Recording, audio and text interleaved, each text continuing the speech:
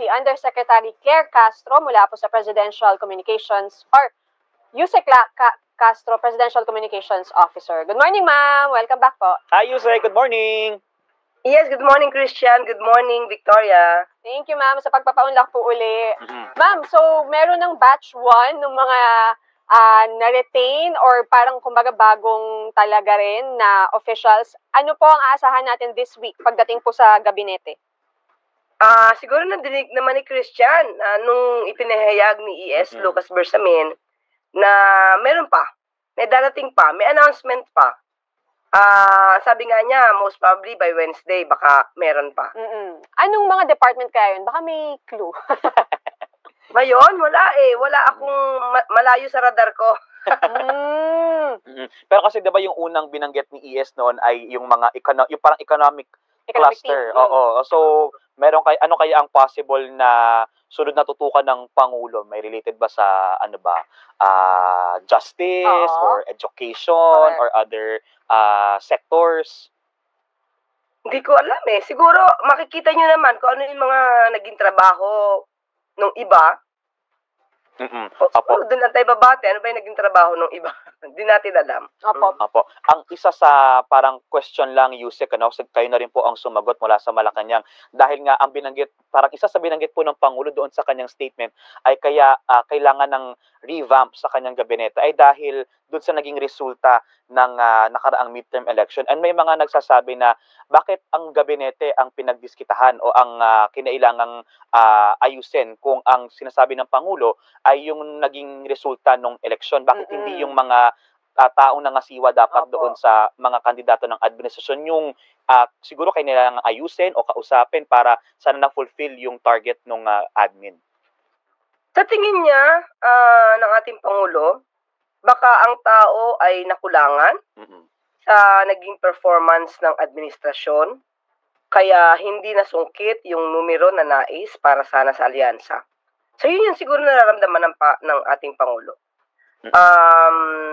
So with that, pakiramdam niya, dapat mas sipagan pa, mas bilisan pa ang mga maaaring ibigay na tulong, no? At serbisyo sa taong bayan. So, tingin ko yun yung nakikita niya. Opo, may mga nagsasabi kasi ma'am na parang nag-tantrum, tapos nakita yung gabinete. Ano ba? Sino naman nagsabi niyan? Ano yun, bata? Hindi naman bata. At hindi isip bata ang Pangulo. Sino naman nagsabi ng tantrums? Paano ang labo naman yan? Ang lahat naman ng ginagawa ng Pangulo ay para sa bansa at sa bawat Pilipino ito. Hindi naman ito isip bata tulad ng iba. Pero ma'am, yung i-announce possibly this week, will that be the last na lahat-lahat na po kaya yon or baka meron pang third batch? Di natin masabi, parang plural yung sinabi ni yes di ba? More pronouncements, hindi natin alam. Pero how urgent ito dapat, Yusek? Kasi ang sinasabi rin ng Pangulo, di ba, dapat urgent maipatupad agad yung mga programa para ramdam agad ng publiko yung mga ginagawa ng pamahalaan. Urgent talaga, di ba? Sinabi na, ulitin ko yung sinabi ni ES, di ba? Kumbaga sa tinapay, dapat i-deliver agad yung tinapay, mabilisan ito. So, ang sabi nga ng Pangulo, di ba, gusto niya mas mabilis na trabaho. So, asahan natin na mabilis din ang pag-decide dito. Ano ang qualifications, ma'am, sa pagpili po ng Pangulo? Possible ba, ma'am, na manggaling din sa private sector, yung sigurong itatalaga? Ako, siguro pwede. Hindi natin alam. Actually, hindi kasi ako kasama sa committee ng pag-review. So, depende na sa Pangulo kung sino ang gusto niyang pagtiwalaan pa o sino yung gusto niyang bigyan ng tiwala, panibagong tiwala. So, tingnan na lang natin. Anong masasabi lang po ng palasyo, ma'am, dun sa mga komento na huwag yung mga, siguro may political ambition sa 2028, ang kunin, nalawakan po yung siguro panggagalingan ng mga itatalaga? Magandang suggestion yan at tingin ko yan nakarating naman sa Pangulo.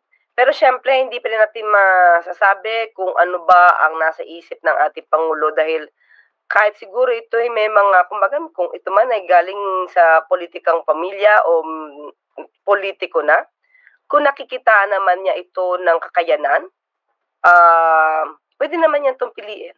Halimbawa na lang, si Secretary Sani Angara, senador, kinuha niya sa Department of Education.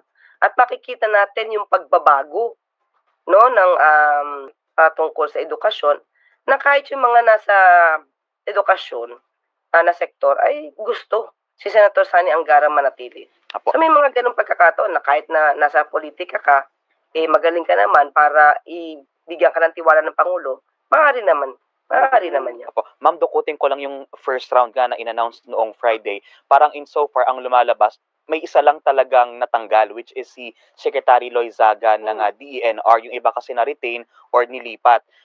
Yung sa incident or kaso ng kay Secretary Loizaga, di ba ang sabi po ni E.S. Bersamin ay parang siya ay nag-underperform. Ano po ba ang naka ng Pangulo na hindi na-fulfill ni Secretary Loizaga kaya kinailangan mo nang alisin siya doon sa ahensya? Kukunin ko na rin yung salita ni E.S. Bersamin, ni E.S. na ang balita, di ba? Siyempre nababalitaan, nakita na rin siguro sa mga records, yung madalas niyang pagbiyahe. So isa siguro yan, hindi natin alam kung yung madalas niyang pagbiyahe, may naging kinahinatnan ba? Yung kanyang pagtatrabaho ba ay mabilis? So, yun eh. So when we say underperformance, it means a lot. Ang isa rin po sa kini-question noon kay Secretary Loizaga ay yung issue sa mga reclamation projects dyan sa Manila Bay. Naging factor din po ba yun ng presidente na hindi ganon agad na-resolve or naging maingay masyado yung mga issue sa reclamation projects kaya kinailangan muna na alisin siya doon sa tanggapan? Ipagpaumanhin, Christian, hindi ko alam yung pinakadetalye kung bakit siya kailangan muna magpahinga. Siguro doon na lang muna tayo sa sinabi ni ES na underperformance. Apo, yung kay Secretary Acuzar naman po sa DSUD, ang sinabi naman hindi naman na-fulfill yung promise na housing projects. Opo, ano po ba ang lumalabas doon sa assessment? Kumbaga hindi po ba talaga nakamit doon sa timeline na itinakda kaya yun po ang naging pasya ng presidente? Yes, obviously, although ang dami na naging pabahay, nagawa ngayon ito naman napag-usapan natin at nasasabi ko yung mga bilang, pero hindi siya tumugma dun sa bilang na ipinangako. So siguro isa yan sa mga naging frustration, isa sa mga hindi ikinasaya ng Pangulo dahil ina-expect niya nakakayanin ito dahil syempre pinagtiwalaan ka, yung pala hindi pala kakayanin dun sa timeline na ibinigay ni Secretary Acuzar. May explanation ba, ma'am, si Secretary Acuzar kung bakit hindi umabot sa timelines? Saan po kaya nagkulang? Sa ating pagkakaalam, dahil nga ito ay mababa yung presyo, mababa yung presyong ibibigay, di natin, parang nasabi is, iilan sa mga developers ang naging partner. So, dahil nga gusto natin na mas mababa ito, nasa reasonable, siguro yung iba mga nasa private sector, syempre mas gusto nilang, syempre, income, profit. So, isa yun sa sinabi. Opo, magkakaroon po magkakaroon, Yusek, ng bagong pinuno ang DNR with Secretary Lotilla ng DOE. Meron po bang mensahe o naging specific directives ang Pangulo kay Secretary Lotilla na ito ang mga tutukan mo sa DNR ngayon? Wala pa akong kopya kung ano man ang mandato, marching order ng ating Pangulo kay Secretary. And kay Yusek Tess Lazaro naman po bilang bagong DFA Secretary, syempre for the past years, ang parang nagiging issue palaging dikit sa DFA yung mga issue nga natin dyan sa West Philippine Sea, yung diplomacy natin. Meron din po bang specific instructions ang Pangulo kay Yusek Lazaro sa pag-pupush ng mga foreign policies ng administrasyon? Sa akin, ang pagkakadinig ko lamang ay dapat talaga mas mabilis umaksyon. Especially, syempre, it concerns foreign policies. Tapos may mga Pinoy tayo na nasa ibang bansa na kinakailangan din talaga na mabilis ang aksyon from the DFA. So yun lang, mabilis lang na aksyon. Opo. Ma'am, dun kay Sec Lotilla, bakit siya tinanggal sa DOE only to be DNR. Assigned to DENR? At ano po ang qualification niya as DENR Secretary, ma'am? Hindi naman yan i-appoint ng Pangulo kung di naman niya nakitaan ng kakayanan si Secretary Lotilla para dalhin dito sa DENR. Okay. Sige, ma'am, doon naman sa, tapos na tayo sa gabinete. Singit lang kami ng ibang topic. Sulitin natin. Ma'am, manghingi lang po sana kami ng reaksyon doon po sa pagdating sa ICC. May sinasabi po si Senator Bato de la Rosa na paalisin sa Pilipinas yung mga ICC investigators. Andito ba sila? Andito ba sila? May information po ba ang Malacanang? Wala kaming impormasyon, hindi namin napag-uusapan yan. Although, syempre nakita ko na yan sa balita, di ba? Pero hindi ba dapat siya yung magpakita ng ebidensya na nandito? At bakit naman papaalisin ng Pangulo yung ICC? I mean, anong dahilan? Di ba sinasabi niya, may nagpipilit or may namumuwersa, tama ba ako? May nagpipilit na gumawa ng affidavit? Yung ibang mga uniformed personnel. Tama ba ako? Parang may nabalitaan akong may nagpipilit nga raw po. Oo. Di ba kung may nagpipilit, senador ka naman, dati ka namang PNP chief, di gumawa ka na, pagawain mo na sila ng mga affidavit para magamit mong ebidensya. Diba? Sa akin lang naman total, it concerns him. At personal yun sa kanya. Gumawa na siya ng paraan para mapakita niya itong sinasabi niya ganito. At ma'am, ngayon, di ba, ang alis ng Pangulo papuntang Malaysia para sa ASEAN Summit? Yes. Kasama kayo doon, Yusek? Apo, at sino po ang pansamantala? Pero dapat, di ba, nandun na ako. Pero nandito ako sa inyo ngayon. Thank you, Yusek. Mabilis na lang. Sino ang magiging caretaker muna ng gobyerno habang wala ang Pangulo? Oo. Hindi ko pa alam, pero maya-maya ito, bago siyempre umalis at lumipad ay masasabi naman ito ng Pangulo. Ganun naman usually, bago siya lumipad. Ang mga kababayan po natin sa Malaysia ay makakaasa po ba na baka magkaroon ng meet up with them, with the President? Ay, oo. Teka lang, tignan ko muna, no? Wala sa akin kasi schedule. Okay. Wala akong kopya ng ibang schedule. Ano yung mga main agenda na ina-expect po natin from etong ASEAN Summit po? Siyempre pag-usapan. Siyempre yung national security, kung ano yung pangkalahatan na seguridad patungkol dito sa mga karatig nating bansa na miyembro ng ASEAN. Of course, pati na rin sa ekonomiya. Banggit na rin na pwedeng pag-usapan dito yung sa US tariff para mas maging maganda yung kanilang tayo, no? Patungkol sa US tariff. Siguro panghuli na lamang sa akin, Yusek, balik ako doon sa balasahan sa gabinete. Ano po siguro ang mensahe ng Pangulo o ng Malacanang sa publiko? Bakit kailangang magkaroon ng balasahan sa mga hanay po ng gabinete? Unang-una, nadinig nga ng Pangulo di ba? Kahit sa mga survey, siguro sinasabi nila parang kulang ito, kulang yung ganyan. Makakaasa ang taumbayan, ang mamamayan ng isang gobyerno na nakikinig, isang gobyernong umaaksyon. Hindi gobyerno ito na diktador, kung ano lang yung gusto niya, yun ang gagawin. Nakikinig ang Pangulo sa bawat salita ng Pilipino at lahat ng gagawin ng Pangulo ay para sa inyo, para sa bansa. Kumbaga ito ay refleksyon ng pag-intindi ng Pangulo doon sa nakita niyang reaksyon ng publiko na kailangang ayusin para lang mas maihatid natin ng maayos yung services sa publiko. Kaya ba ang sa akin ganito. Ito ang Pangulo, gagawin ang lahat para sa inyo. Tulungan niyo rin siya. Tulungan niyo rin ang gobyerno. Lalo na sa media. Tulungan natin na iangat ang good news, ang totoong news. Sana hindi na natin patulan ang mga fake news na minsan kahit hindi na tayo nagkakaroon ng verification, alam natin na ang sinasagawa at ibinibigay ng ibang mga tao at yung ibang mga content creator ay fake news na nakakasagabal sa trabaho ng pamahalaan, sa trabaho ng Pangulo. Nakakalungkot kasi na nasasapawan yung mga ginagawa ng Pangulo at ng gobyerno ng fake news.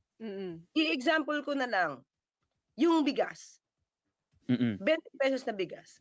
Instead na iangat at sabihin na at least unti-unti natutupad ang pangarap ng Pangulo para sa 20 pesos kada kilo na bigas.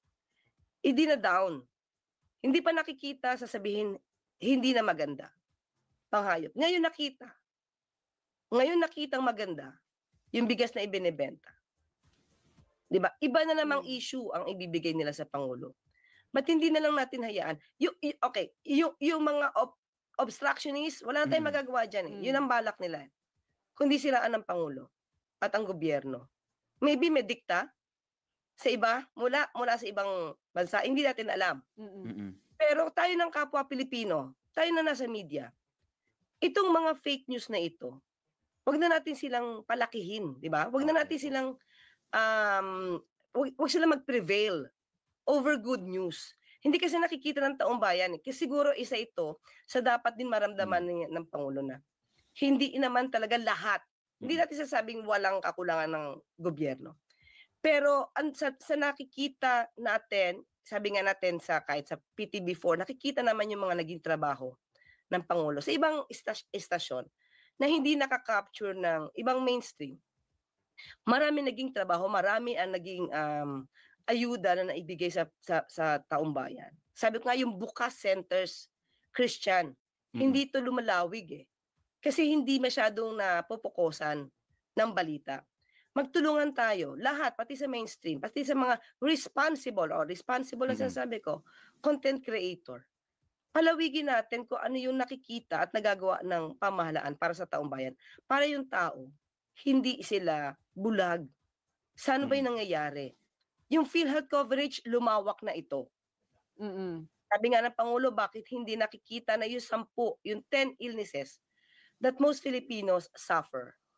Yun yung pinagtuunan talaga na sa PhilHealth Pero ba't hindi ito nakikita? Tingin ko sa good news natin, Christian, alam mo yan, hindi naman tayo nagkukulang. Siguro ang kailangan lang din natin yung mainstream media and mga content creator na responsable. Palawigin natin ito para makita at maramdaman ng taong bayan. Information dissemination ang mahalaga. At Yes. tulungan.